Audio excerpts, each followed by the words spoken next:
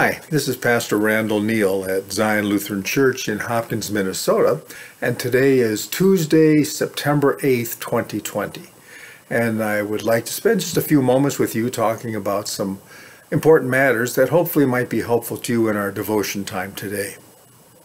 You know, over the years when our family would head out for a trip, whether it was up to the lake or visiting Grandma and Grandpa out in South Dakota or wherever it might be, we'd get ready for the trip. And usually had some pretty good help loading the car because everybody was eager to leave. Now, when we pulled into the driveway at the end of the trip, it was a little different. All of a sudden, I noticed I was carrying a lot of the things and I didn't have a whole lot of company. 5 members in our family. But inevitably, when it came time to unload, I ran in the house and found, let's see, there's one on the phone and one in the bathroom and one opening the mail and one in the room and one carrying the load. That was me. I'd be yelling in the kitchen, "Hey, help!" as I staggered in with things hanging from both shoulders, doing my impression of a mule. Things in my arms and my hands and my mouth and my teeth. Now listen, it's frustrating to have a load to carry and nobody is there to help. Okay, now that you're tired of my whining and complaining, I want to share with you a section from the Old Testament from the book of Nehemiah. Now Nehemiah, the namesake of the book, was the cupbearer for the king of Persia. Now you're going, well, what's the big deal? A king's cupbearer was a very, very, very important position, a very trusted position in the king's empire, Persian Empire. You see, the cupbearer was one of the most trusted men in the kingdom. He's the guy who tasted the king's food and drink to be sure the king wasn't being poisoned.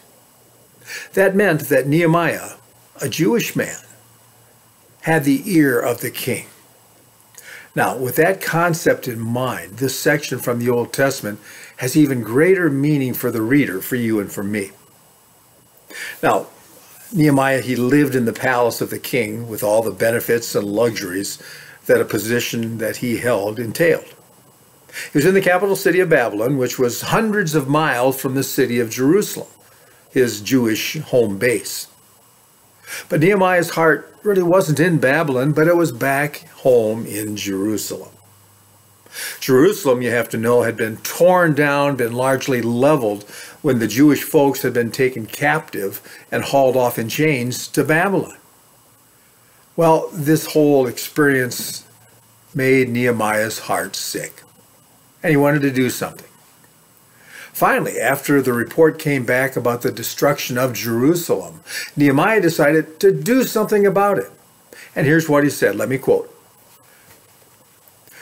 Nehemiah wrote, "They said to me, those who survived the exile and are back in the province," talking about back in Jerusalem, "are in great trouble and disgrace. The wall of Jerusalem is broken down, and its gates have been burned with fire." Nehemiah went on to say, "When I heard these things, I sat down and wept. For some days I mourned and fasted and prayed before the God of heaven." Now, Nehemiah, with the king's permission, the king of Persia's permission, he ends up going back to lead the rebuilding of that wall in his hometown, which was actually an engineering miracle. Fascinating, fascinating story. If you want to read it, Nehemiah, and particularly chapter 2 and verse 12, I want to quote. Nehemiah said, "I had not told anyone yet what God had put in my heart to do." Nehemiah is basically saying here, I heard about the need and something happened in my heart. Okay, my friends. Now let me just tell you, that's what I'm praying will happen to you today. Nehemiah heard about a need. He took ownership of it. He started to grapple with it. He wrestled in prayer over it. And he said, "This one breaks my heart." And after he prayed, he got involved in planning to do something about it, and even in a leadership capacity. Okay, now for you and me today, my friends. You know God is carrying a load a burden on his heart. God's burden is for the lost people.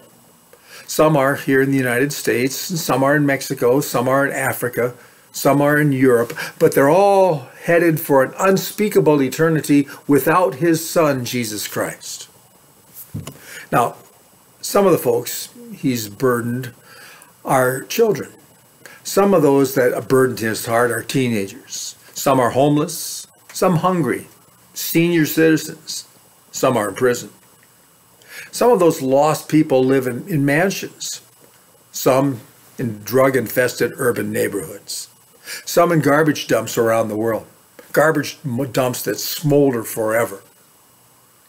Now, I couldn't begin to list the load that God's carrying on his heart, but I do know he's asking for you, my friends, for you and for me to live some of our life for some of the people that he gave his life for.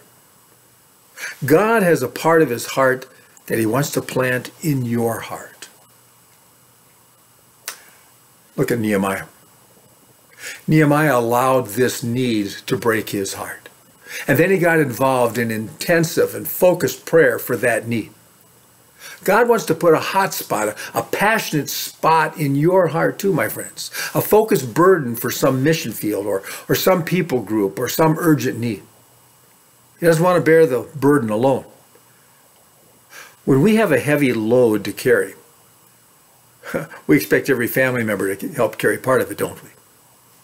Well, God has a part of his load for you to carry. No child of God, you and me, is exempt. The Bible passage is true. To whom much is given, much is required. So, my friends, begin on your knees. Lord, go ahead and break my heart for something that breaks yours. Take some ownership for one of these needs.